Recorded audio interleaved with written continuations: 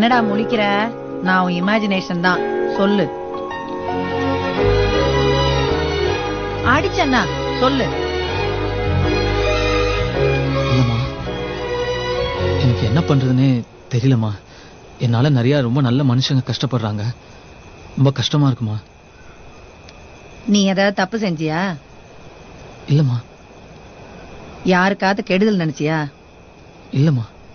அப்புறம் என்னடா, உன் மனசுக்கு எது சரின்னு படுதோ அதை தைரியமா செய்.